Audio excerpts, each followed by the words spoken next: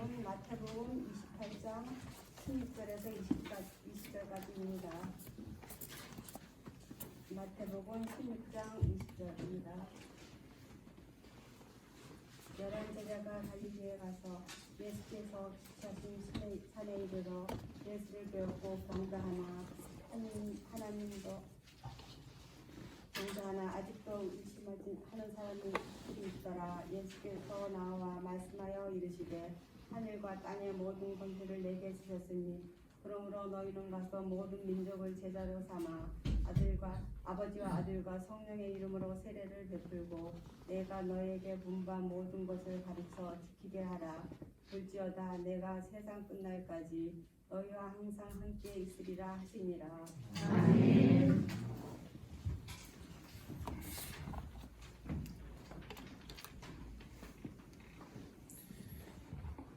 신실하신 하나님의 사랑과 은총이 교우 여러분들과 함께 하시기를 축원합니다. 코로나 바이러스가 유행하면서 제일 불편해진 게 어떤 걸까요? 가장 불편한 것은 아마도 숨쉬기가 아닐까 합니다. 독감이 유행할 때도 안 그랬고 황사와 미세먼지가 나쁜 날에도 이 정도는 아니었는데 외출할 때 마스크를 착용하는 일이 이제 필수가 되었습니다. 우리 시대는 이렇게 서로의 숨을 경계해야만 하는 위험 사회가 되고 말았습니다. 모든 생명은 호흡으로 그 생명을 유지하고 있는데 가장 기초적인 생명 유지 방식이 이렇게 위협을 받고 있습니다.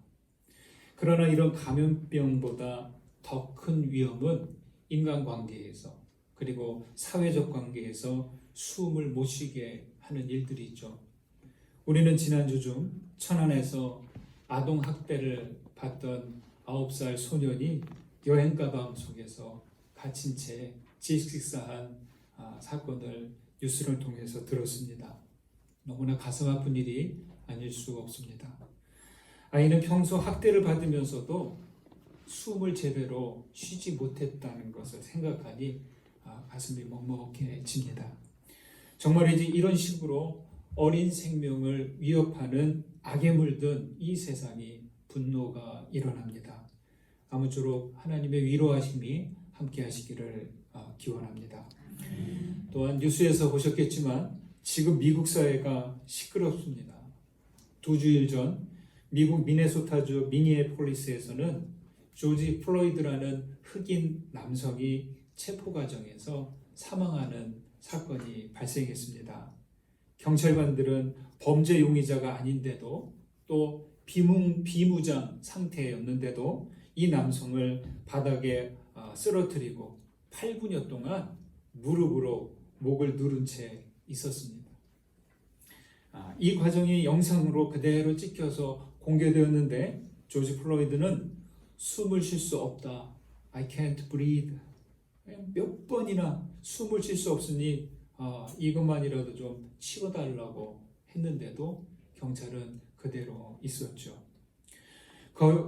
그의 목을 누르고 있던 무릎은 그대로였고 끝내 숨이 멈춰버리고 말았습니다. 이 사건은 그동안 미국의 고질적인 인종차별 문제를 터뜨렸고 지금 미국 전역에서는 이 인종차별을 항의하는 시위가 일어났습니다. 고인의 장례식이 열렸고 추모하는 물결이 계속되고 있습니다. 거리로 나온 누군가가 조그마한 피켓을 이런 구호를 적었습니다. 인종차별은 바이러스다. 여러분 저는 동의합니다. 수백 년 동안 아니 수천 년 동안 서로 다른 민족끼리 또 서로 다른 인종끼리 하여튼 이런 차별을 바이러스처럼 사라지지 않고 있습니다. 코로나19 바이러스가 숨을 쉬지 못하게 하고 있지만 그보다 더 위험한 것은 뿌리 깊은 차별과 혐오와 억압과 폭력입니다. 그 억압과 폭력으로 어린이들이 숨을 못 쉬고 유색 인종들을 비롯한 사회적 약자들은 자기 숨을 쉬지 못하고 있죠. 여러분, 우리가 쉬고 있는 숨은 내 숨이 아니에요. 하나님께로부터 받은 숨입니다. 하나님께로부터 받은 이 숨이 나의 숨입니다. 창세기 2장에 나왔듯이 하나님께서 불어넣어 주신 생기입니다. 하나님의 숨은 고운 숨이고 생명의 숨입니다. 그러나 우리의 감정이 흔들리고 미움과 탐욕이 들어차면 우리의 숨이 어때요? 거칠어집니다. 세상은 지금 저마다 경쟁 속에서 가쁜 숨, 거친 숨을 쉬고 있죠. 시기함 속에서 가인이 아벨을 죽일 때와 같은 그런 거친 숨을 지금도 인생들이 쉬고 있단 말이죠. 평화운동가 홍순가님은 세상이 고운 숨만 쉬면 좋겠다 이렇게 말했습니다. 여러분, 평화는 어떤 때 올까요?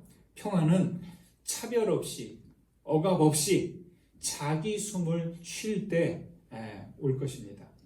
여러분, 그래서 우리가 기도할 때 제일 먼저 해야 할 것이 있습니다. 기도의 자리에서 기도를 시작할 때 하나님부터 부리는 게 아니에요. 제일 먼저 해야 될 것은 나의 호흡을 이렇게 이렇게 쉬고 제대로 쉬고 고를 수 있어야 합니다. 호흡부터 가다듬어야 하는 것이죠. 거친 숨을 고운 숨이 되게 하고 억눌린 숨이 아닌 자유의 숨을 쉬어야 합니다. 호흡은 내가 하는 게 아닙니다. 내 안에 있는 하나님의 숨, 생기가 호흡하는 것이죠. 우리는 고운 숨을 쉬면서 생명이 되어가는 것입니다. 여러분은 지난 한 주간 동안 어떤 숨을 쉬며 지내셨는지요? 여러분, 주일은 거친 숨을 내쉬고 있는지, 내가 누군가의 숨을 불편하게 하지는 않았는지 돌아보는 날이죠.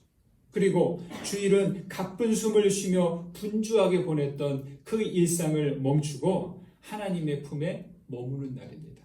여러분 모두 이 예배를 통해 고운 숨을 쉬시고 하나님의 숨을 회복하시기를 소망합니다. 아멘. 오늘 함께 읽은 이 말씀은요, 예수님의 마지막 지상 명령으로 주로 전도와 선교 명령으로 읽어왔습니다. 그러나 이 말씀의 초점은 먼저 삼위일체이신 하나님에게 두어야 한다. 저는 그렇게 생각합니다. 주님은 제자들에게 가서 모든 민족으로 제자로 삼아 세례를 베풀려고 하시는데 그 동기가 무엇이고 또 그렇게 하도록 하는 힘은 어디서 오는지 분명하게 알아야 하겠습니다. 여러분, 예수께서 그 믿는 자들에게 이러한 명령을 하시는 그 이유는 어디에 있을까요? 첫째로 예수께서는 하늘과 땅의 모든 권세로 제자들을 보내십니다. 18절 말씀과 19절 앞부분에 이렇게 말합니다. 제가 읽겠습니다. 예수께서 나와 말씀하여 이르시되 하늘과 땅의 모든 권세를 내게 주셨으니 그러므로 너희는 가서. 여기 권세는 엑수시아라고 합니다. 힘이죠. 이 힘은 자의적인 힘이 아니라 하늘과 땅으로부터 얻은 힘이고 무언가를 하도록 주어진 힘이 됩니다. 힘이라고 해서 다 같지는 않습니다. 모든 것을 끌어당기고 파괴하는 힘도 있으나 아낌없이 주고 회복하고 살리는 힘도 있습니다. 직선으로 뻗어가는 힘도 있고 원과 같은 힘도 있습니다. 직선의 힘은 화살처럼 날아가고 끝납니다. 그러나 주님이 얻으신 권세는 원과 같은 힘으로 살리고 회복하는 힘이 됩니다. 마귀의 권세, 성령의 권세의 차이가 바로 여기에 있습니다.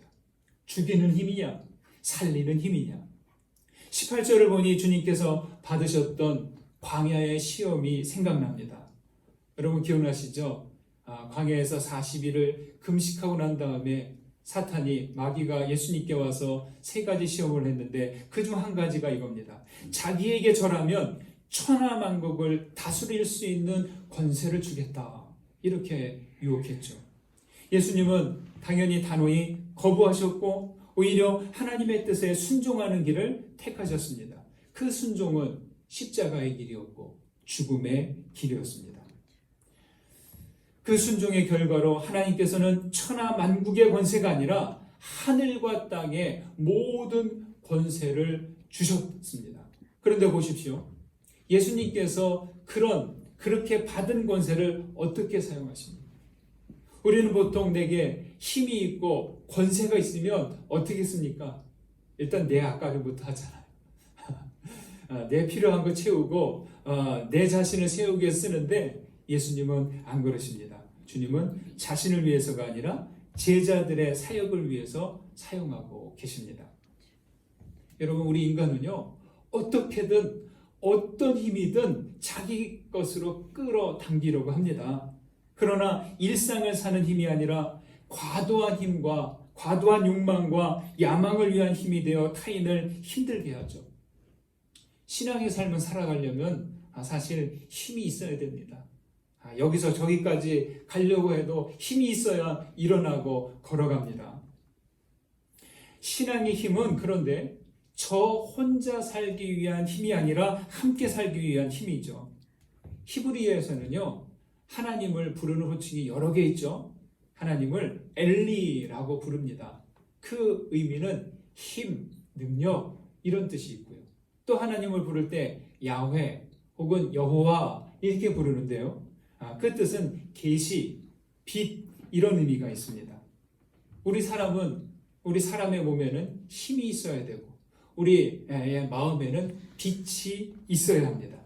하늘의 힘을 받는 것인데 하늘의 힘을 어떻게 받아요? 그 힘은 예수 그리스도를 통하여서 받는 것이죠. 예수를 받아들이고 신뢰함으로 나아갈 때 우리에게 부어지고 주어지는 것입니다. 여러분이 바라는 힘은 어떤 것이 있습니까? 어떤 권세를 얻고 싶습니까? 원하는 힘을 얻으시면 무엇을 하고 싶으십니까? 사람들은 보통 부와 지식과 권력 같은 그런 힘을 추구합니다. 여러분, 죄송하지만 누구든 믿는 사람들의 신앙생활에서 그런 힘을 기대한다면 그것은 예수님의 가르침에 맞지 않음을 아셔야 될 것입니다. 예수님은 그런 힘으로 우리를 보내지 않으셨습니다. 그리스도는 하늘과 땅의 권세로 우리를 보내셨습니다. 홀로 힘자랑하라고 힘을 주신 게 아니라 서로 섬기도록 힘을 주셨다는 겁니다. 하늘과 땅의 권세는 모아두는 힘이 아니라 보내는 힘이고 땅끝까지 나아가도록 하는 힘이 됩니다. 세상 권세가 아니라 오직 하늘과 땅의 권세, 주께서 주시는 그 힘으로 계속 믿음의 발걸음 나아가시기를 주의 이름으로 축원합니다. 두 번째로 예수님은 아버지와 아들과 성령의 이름으로 세례를 베풀라 이렇게 말씀하십니다. 19절 말씀을 같이 보실까요? 19절 함께 있습니다. 그러므로 너희는 가서 모든 민족을 제자로 삼아 아버지와 아들과 성령의 이름으로 세례를 베풀라. 19절에서 밑줄을 긋는다면 어디에 그치겠습니까? 대부분 제자로 삼아 세례를 베풀고 여기에 밑줄을 긋습니다. 그렇지만 그보다 더 중요한 것은요, 세례를 베풀라고 하시는 그 주체입니다. 누구입니까? 아버지와 아들과 성령입니다. 세례는 성부, 성자, 성령의 이름으로 베푸는 것이죠. 여기 이름이요, 원문을 찾아보니까요, 저는 복수일 줄 알았어요. 성부, 성자, 성령이니까. 세 분이니까 이름에 쓰는 그 단수가 아닌 복수여야 되는데 원문에 보니까 단수로 되어 있습니다. 어째서 복수가 아닌 단수로 적어 놓았을까요? 그것은 바로 삼위일체의 의미를 담기 위해서입니다. 이 삼위일체가 뭐냐? 위격은 세 분인데 그 본질은 하나라는 뜻이에요. 세 분은 셋이지만 하나이고 하나인 동시에 셋이라는 거예요. 참 이 삼위일체는 설명하기도 이해하기도 쉽지 않은 말입니다. 마치 네모난 동그라미 라고 하는 것처럼 우리의 이성으로는 받아들이기 어려운 개념입니다. 그래도 오늘이 삼위일체 주일이고 해서 제가 신학적인 차원보다는 영적인 의미, 영적인 차원에서 설명해 드리고자 합니다. 여러분, 우선 알아야 될 것은 2000년 전, 3000년 전 고대 사람들이 절대자 하나님을 어떻게 생각했는지를 아셔야 됩니다. 고대 신간에서 하나님은 절대신이에요. 고정되셔서 절대로 이 땅에 오실 수 없는 하나님이에요. 예. 하나님은 참 어려운 분이에요. 그래서 감히 오라 가라 할 수 없어요. 출애굽을 경험한 이스라엘도 항상 하나님이 너무 힘들었어요. 어려웠어요. 늘 하나님께 나가서 얼굴을 마주하고 하나님을 만나고 온 모세가 그렇게 했지 백성들은 직접 나아가지 못했습니다. 그런 시대에 하나님이 예수님으로 성육하셔서 이 땅에 오셨다 이렇게 말한 것은 이것은 엄청난 전환이에요. 예. 하나님을 아버지로 부를 수도 없어요. 그러나 예수님은 하나님을 아버지로 부르셨습니다. 이전에는 하늘의 진리가 예언자를 거쳐서 전달되었어요. 찔끔찔끔. 그런데 이제는 직접 몸으로 오셔서 진리와 사랑이 계시되었습니다. 여러분 택배 우편물을 딱 받았는데 발송자가 누군지 몰라요. 얼마나 궁금해요. 그렇죠? 그러나 그것도 함부로 열기도 좀 그렇잖아요. 그런 발송자가 불분명한 우편물을 받는 것 같았지만 이제는 뭐예요? 아들을 친히 보내셔서 인격적인 하나님으로 함께 하신다는 그러한 이야기죠. 미국의 영성신학자 유진 피터스는 이렇게 말했습니다. 하나가 셋이다. 셋이 하나다. 이런 숫자로는 삼위일체를 설명할 수 없다. 그거는 산수노름일 뿐이다. 이렇게 말했습니다. 대신 뭐라고 했냐? 삼위일체는 진리와 사랑을 계시하시는 하나님, 그리고 그리스도의 사랑을 연결하기 위한 그러한 말이다. 인위적인 것 같지만 예수 그리스도를 통하여서 드러난 하나님의 사랑과 진리의 말씀을 설명하기 위해서는 바로 이 삼위일체 성부, 성자, 성령의 하나됨으로 밖에 설명할 수 없었습니다. 이것은 바로 하나님과 그리스도의 사랑을 연결하는 신앙 고백과도 같은 말이죠. 이렇게 또 설명해 보겠습니다. 우리 제천 가까이에 청풍호가 있잖아요.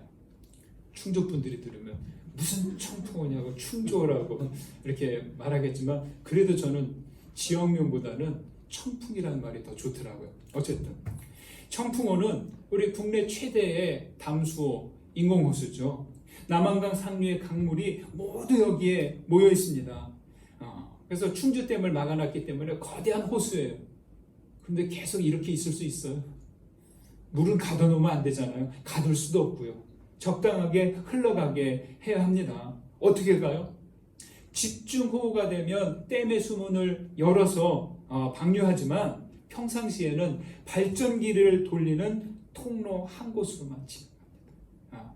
이 풍부한, 이 어마어마한 양으로 있는 이 청풍호의 물이 댐의 그 발전기를 돌리는 통로 하나로만 지나갑니다. 또 한 가지 자전거로 예로 들어보겠습니다. 자전거는 구조가 참 간단하죠. 프레임이 있고 앞뒤에 바퀴가 하나씩 있고 방향을 조종하는 핸들이 위쪽에 달려 있습니다. 그래서 사람이 페달을 돌리면 그 바퀴가 굴러가는 것이죠. 그런데요, 페달을 아무리 돌려도 체인이 연결되어 있지 않으면 이거는 조금도 움직이지 않는다는 것이죠. 체인이 끊어지거나 체인이 풀려 있으면 바퀴는 1cm도 굴러가지 않습니다. 여러분, 예수 그리스도는 어떤 분이시냐? 수력 발전의 터빈에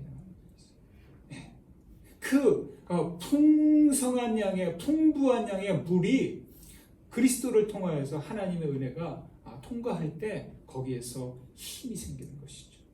예수 그리스도는 자전거의 체인과도 같은 분이에요. 호수의 물이 발전소 터빈을 지나야만 하듯이 바퀴와 페달이 체인으로 연결되어 있어야 하듯이 여러분, 그리스도께서는 이 하늘과 땅의 권세를 받아서 세상에 진리와 사랑으로 전하도록 하셨습니다. 그게 바로 예수 그리스도 아들의 역할입니다. 아버지와 아들과 성령께서 한 이름으로 하나가 되어 세례를 주셨다. 이 말에 이러한 어마어마한 뜻이 담겨져 있는 것이죠. 정리해 볼까요? 여러분, 우리는 세례를 받은 사람들이잖아요. 응? 이렇게 아버지와 아들과 성령의 이름으로 삼위께서 한 몸이 되어 주신 세례예요. 세례식이요, 그냥 머리에 물 뿌리는 수준으로 끝나는 게 아니라는 거죠. 물론 침례 방식의 전통적인 세례도 있죠. 그러나 침례를 하던 물을 뿌리던 그 안에 있는 의미는 아버지와 아들과 성령의 이름으로 주어지는 의식이죠. 따라서 우리가 믿음으로 산다는 것은요, 이건 단순한 차원이 아니에요. 우주적인 차원이고 아주 영적으로 깊은 차원의 일이 됩니다. 믿는 사람들이 교회로 모이잖아요. 이것은요, 그냥 어쩌다가 모이는 게 아니라는 겁니다. 교회는요, 그리스도를 통해 받은, 그리스도께서 받으신 하늘과 땅의 권세를 움직이는 것이죠. 그래서 교회를 두고 함부로 소홀히 하거나 적당하게 생각하지 않아야 할 것입니다. 사는 일이 바쁘다고 해서, 내 기분이 별로라고 해서, 때론 그리스도인들과 교회가 믿업지 못하다고 해서 그리스도와 하나님을 가볍게 여길 수 없습니다. 가볍게 여겨지지도 않습니다. 어찌되었든지 그리스도를 통해서 하늘과 땅의 권세가 하나의 이름으로 전해진 것, 이게 바로 세례이고, 이 세례받은 이들이 모인 곳이 교회가 됩니다. 여러분, 저는 그래서 그리스도인들이 좀 담대하고 당당하게 사셨으면 좋겠어요.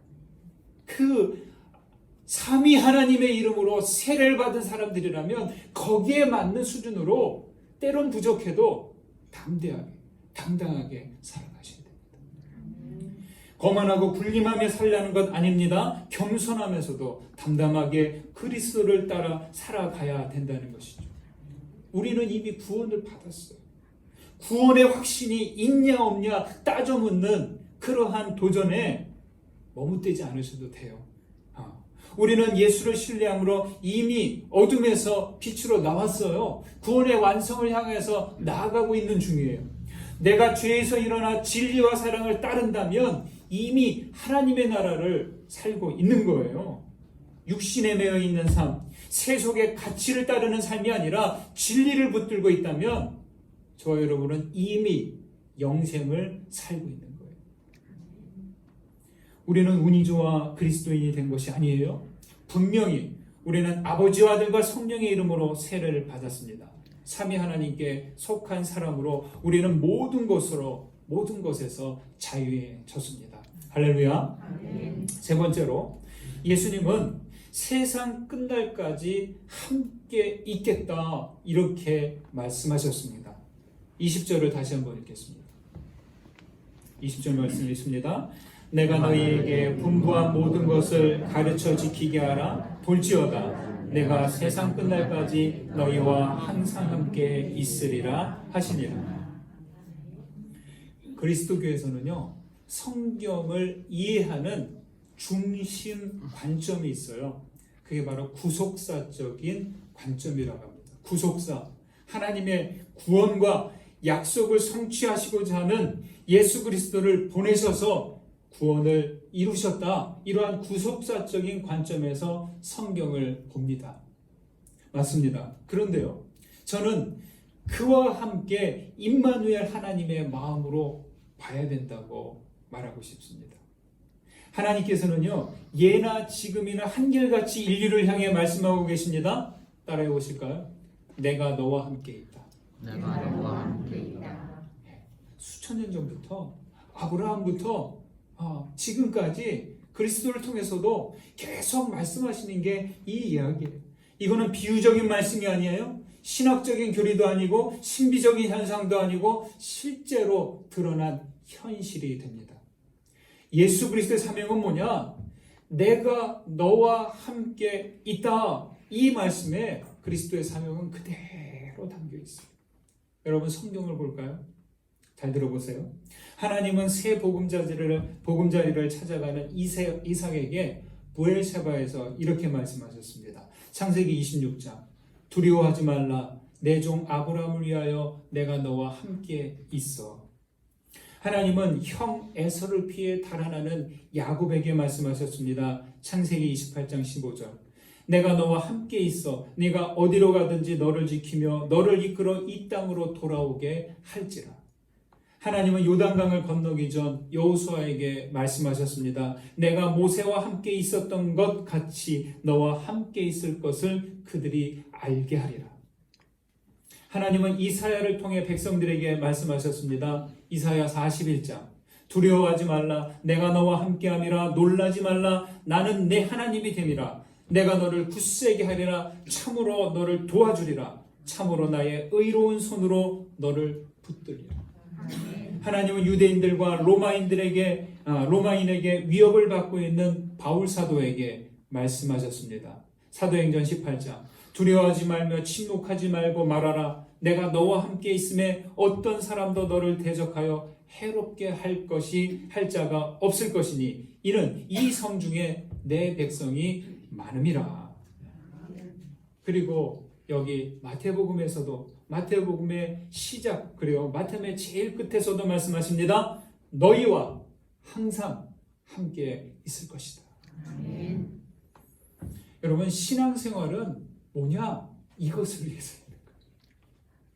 다른 거 복잡할 거 하나도 없어요. 신앙생활은 예배, 선교, 봉사, 교육 모든 것은 하나님의 임재와 현존을 위해서. 복잡할 거 없어요. 내가 지금 하나님과 함께하고 있다. 하나님께서 지금 나와 함께하고 계시다. 이것에 따라서 살아가는 것이 믿음의 삶이에요.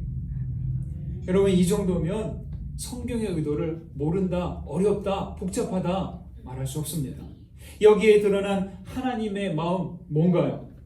당신들의 백성들과 가까이 있고 싶은 거예요. 여러분 그렇지 않습니까?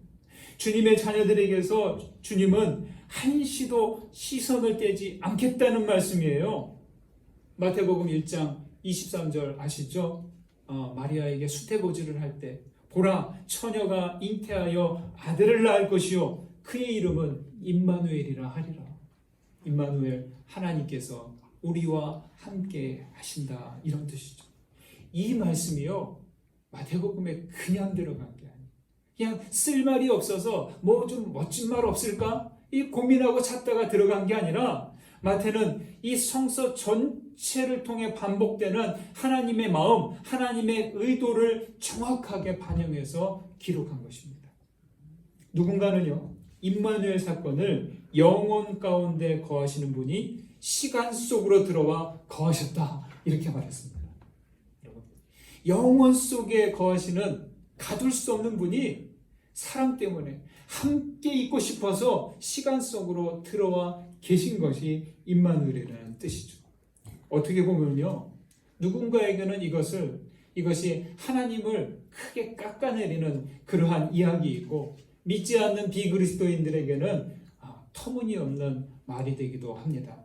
그러나 여러분, 임마누엘은 반드시 필요해요.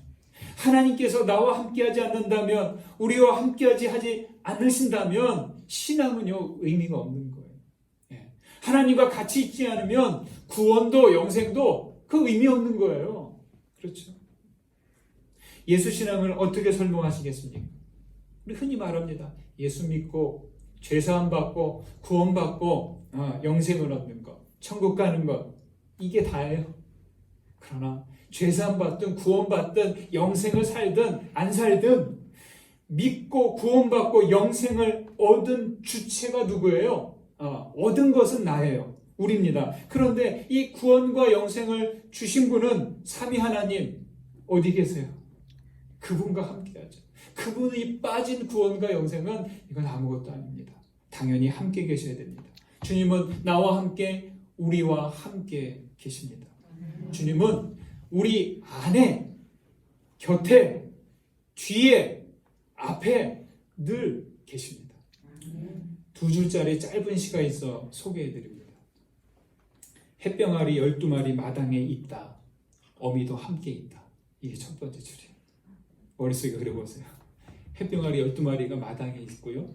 어미도 함께 있대요. 그 다음 줄에 반드시 솔개가 공중 아마득히 떠있다. 여러분 머릿속에 그려지시죠? 병아리들이 마당에 있고 솔개가 하늘 위에 빙빙 돌고 있어요. 언제 내려와서 새끼들을 챙할지 모릅니다. 그렇지만 안심입니다. 어미가 함께 있기 때문이죠. 어미가 함께 있으니 괜찮습니다. 여전히 어둠의 권세가 솔개처럼 떠 있어도 여러분 안심하십시오. 임마누엘 주님께서 우리와 함께 계십니다. 사랑하는 여러분, 우리는 숨조차 편히 쉬지 못하게 하는 이 세상을 살고 있습니다. 그러나 담대하십시오. 우리는 하늘과 땅의 권세로 보냄을 받았습니다. 우리는 아버지와 아들과 성령의 이름으로 세례를 받은 사람들입니다. 세상 끝날까지 우리와 함께 있겠다고 하시는 주님과 함께 힘차게 믿음으로 나아가시는 여러분 모두 되시길 주의 이름으로 축원드립니다. 받은 은혜 감사하면서 거듭의 기도 드립니다. 오늘 말씀 가운데 임마누엘이신 하나님, 나에게 주신 권세, 내가 받은 세례, 영원히 나와 함께 계시겠다는 주님의 음성을 기억하면서 하나님께 기도드립니다. 기도하시겠습니다.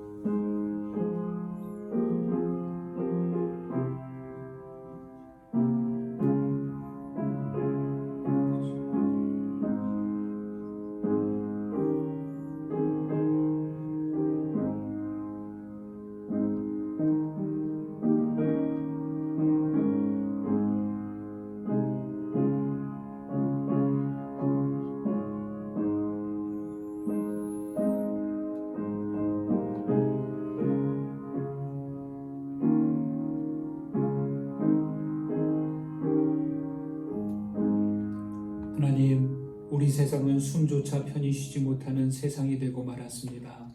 감염병, 바이러스만이 아니라 차별과 억압과 폭력으로 숨쉬지 못하게 합니다. 주님, 주의 자녀들은 평화를 이루며 하나님의 숨을 회복하게 하옵소서. 우리로 천하만국의 권세보다 그리스도를 통해 주시는 하늘과 땅의 권세를 힘있게 하옵소서. 오 주님, 우리는 주님께 속해 있습니다. 아버지와 아들과 성령의 이름으로 세례의 축복을 받았으니 자유롭게 담대하게 살아가게 하옵소서. 주님, 우리와 항상 함께 있다고 말씀해 주셔서 감사드리나이다. 임마누엘 하나님 안에서 영생을 살아가게 하옵소서. 주 예수 그리스도의 이름으로 기도드립니다. 아멘.